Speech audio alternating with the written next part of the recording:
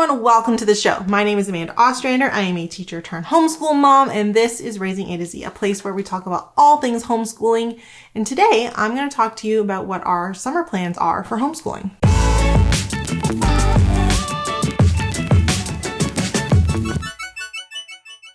What are our plans for summer? Well, first things first, I need to establish this. If you're not aware, if you're new, you might not know, but we are year-round homeschoolers. So that means that we homeschool all year round, including the summer. Some people get a little upset that we homeschool all year round, like we don't give our kids a break. But let me explain to you what we do and why we do it. So we homeschool all year round, and that allows us to take breaks throughout the year rather than have a massive amount of time off over the summer. So let me start off by saying what we do. So our summer looks very different than the rest of our year. We're doing different things. But one of the reasons why we love homeschooling year round is it gives us a lot of flexibility.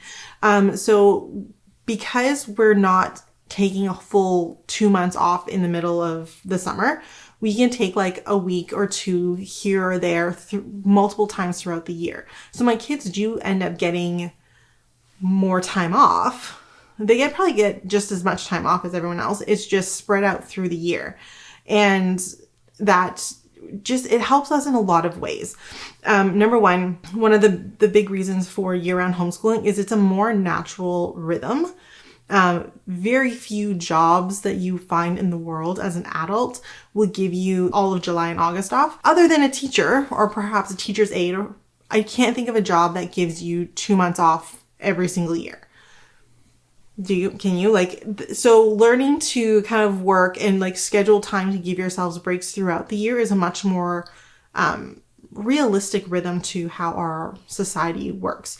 Still focusing on making sure that we're taking care of ourselves and that we have these physical and mental breaks that we need throughout the year, but just pacing it in a way that makes sense for us. Another reason why we homeschool all year round is because it allows us to just kind of continue on. So when my kids get sick in February and I spend 3 weeks dealing with somebody being ill every single day, we aren't behind. We just kind of keep going. I'm not trying to catch up to be done by a certain time.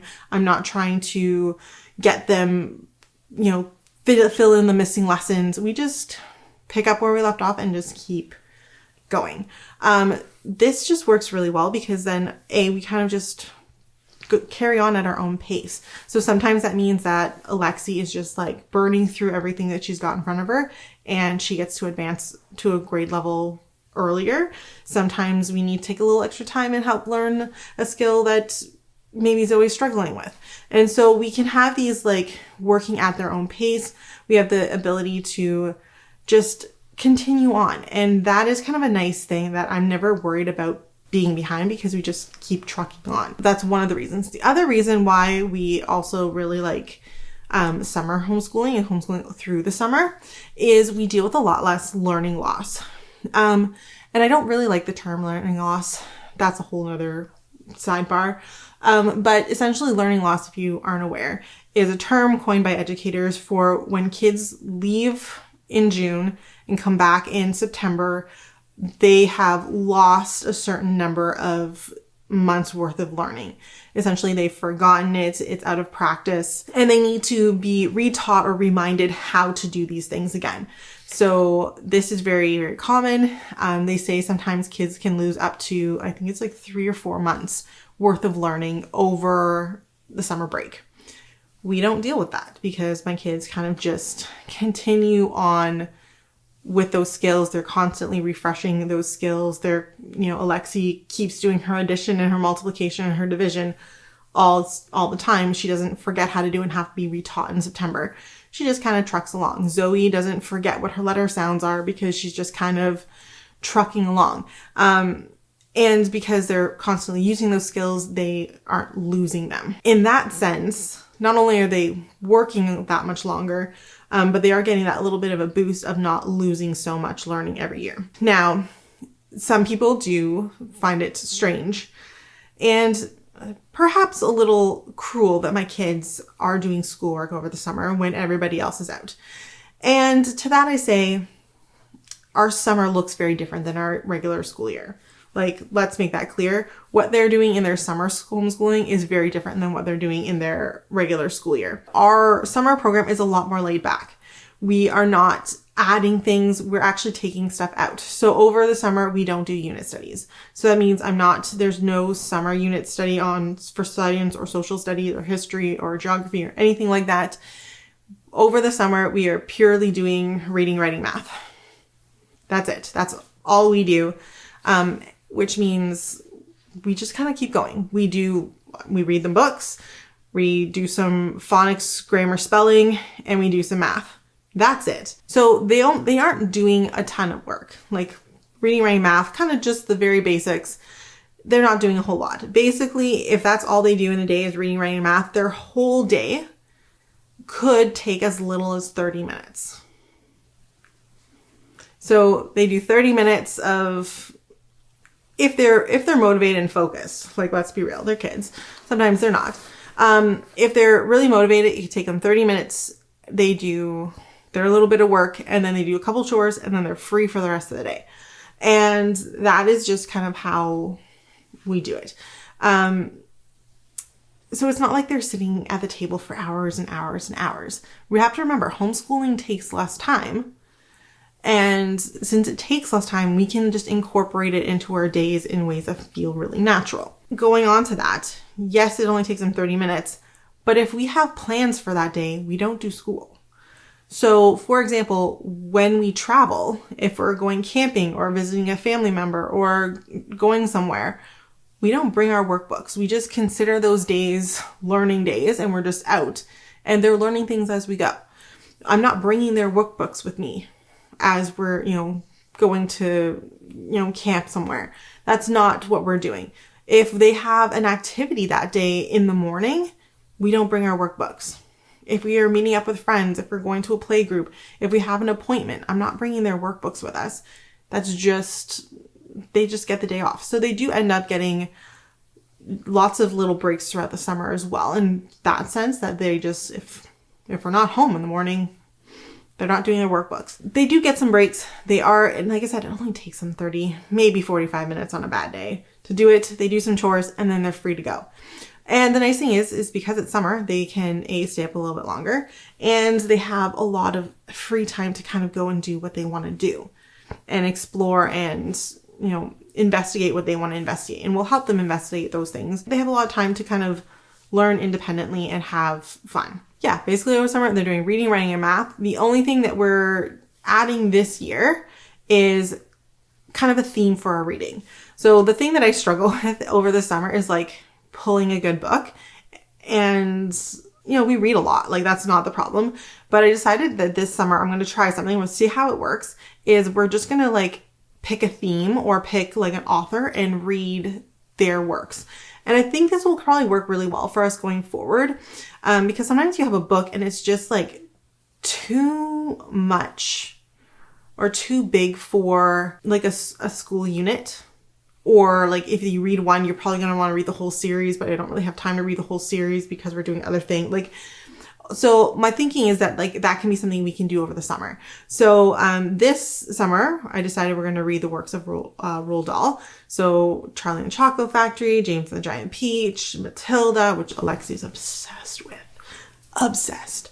So we'll read Matilda, Fantastic Mr. Fox. Like, we'll just kind of like read through each of these books throughout the summer and see how many we get through. And just enjoy reading books that are funny and entertaining and just enjoy those books. And then maybe next year we'll pick a series, or we'll do another author and just read all of their works. So that's kind of my thinking. That's what we're going to do this summer in terms of like reading program. For the summer, I picked out books that I already owned. I had a lot of Roald Dahl already. And then what I didn't have, I just found in my used bookstore. So that's what we're going to do. I think it's going to really work out. And we've already read some Roald Dahl and my kids love it. So it's an easy win for me. Other things we're doing this summer that are maybe not academic, but still definitely a lot of learning. We'd like to travel during the summer. We have a full week planned in New York City, which we're very, very excited about. I can't tell you how excited we are. So we have I purchased all of our tickets already. We're going to Museum of Natural History. We're going to be going to Coney Island. I already purchased our tickets for The Lion King on Broadway, which I'm so excited about. Total side note, I have to tell you, when I was 13, it was my grade 8 trip. We were supposed to be traveling with my class. Every year they did the same trip. We would go to Toronto, which is about 4 hours from where we live. We would do the zoo, we would do a show, and we would do a Blue Jays game. That was the trip. I was so excited. I was also one of the only kids in class who was like really into theater and musicals and stuff like that. And the year we were supposed to go, I was so excited because we were going to go see The Lion King. And I was thrilled because we were going to see The Lion King in Toronto. I was so excited. And we were going to go mid-June, and in end of May, early June, SARS broke out in Toronto. That was the year. I don't know if you guys remember that, but SARS was like a mini epidemic that broke out in Toronto, and like it was bad. But they decided to cancel our trip and took us to Sault Ste. Marie instead, where we went to see a glass factory and rode a train to nowhere. And I was devastated.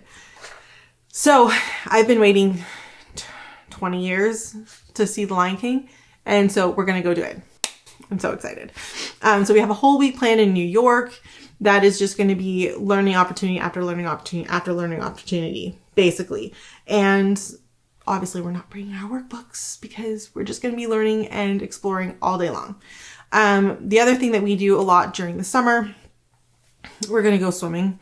My parents have a pool. My in-laws live on a lake. We have a river not far away. Like literally we could be at water in less than 4 minutes. So we are going to spend so much time swimming, so much time outside. The garden is doing so well. We have some projects around the house that we're going to be doing. We'll probably go camping. That's really exciting. The girls have a week of gymnastics camp. My husband is going to visit his uncle out in BC for a week. And so when he goes, because he goes with his mom, they're going to go all the way out to BC, and the kids are going to go to gymnastics camp, which means I have 1 week of entire 40 hours by myself. As a mom who homeschools her kids, that is unheard of. And it is going to be glorious. I usually pick like a day and I do pampering, and I book myself a pedicure and go for a massage. I have a day where I just like hang out at home. Oh, I've got plans. I've got plans for my week off. But that's a big thing that we are going to do. They're going to have so much fun at gymnastics camp. They went last year for the first time. And Zoe started asking me when she can go to summer camp back in October. She went in August and she started asking in October. And she's asked me every single month since October, when can she go to summer camp? So, and it's a day camp. Like I drop them off at 9, I pick them up at 4 or whatever it is. And they have fun all day long. They do gymnastics, they take them to the park, to the splash park, they have fun. It's going to be great.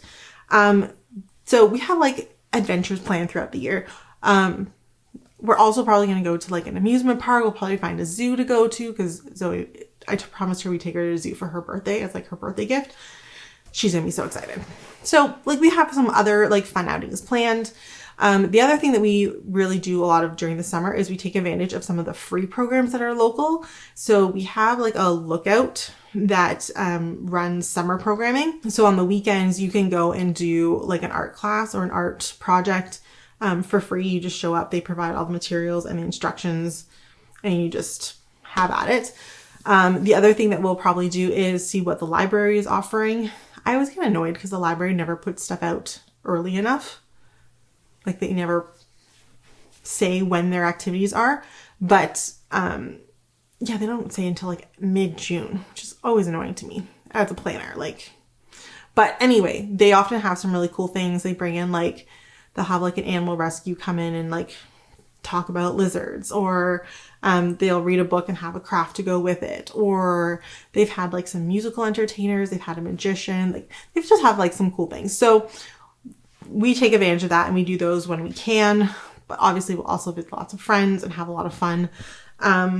So yeah, as soon as I have the information for all that, we'll finish the signups, but that's kind of our plan for the summer. We're going to travel, we're going to relax, we're going to swim, we're going to do some fun activities, and we're just going to like do that. And when we're home in the morning, we'll do a little bit of school, sprinkle it in there. And otherwise, that's our plan. That's our plan for the summer, which leads me to what is the plan for Raising K to Z for the summer? So I'm just going to put this out there. We're going to be taking July off. For a couple of reasons. One, historically, a lot of people take July off and numbers tank and all of that. Because everyone's tired and they're all taking the month off. So there will not be any big videos. This will be the last one. What you will see if you come onto my page, there will definitely be some shorts, some TikToks. We'll do a lot of that kind of stuff. But in terms of like a big sit down video, those are going to be gone until August. The first week in August, I will be back. But there will be some big changes coming in August. We're going to be offering some new cool things. Like August is going to be a really big launch for us. We're going to be coming in. There's going to be merch is coming in August. Memberships are coming in August. There's going to be all your favorite kind of like information, all that kind of stuff. We're going to start our back to school stuff. There's a new book coming. Like there's so much stuff that's coming in August.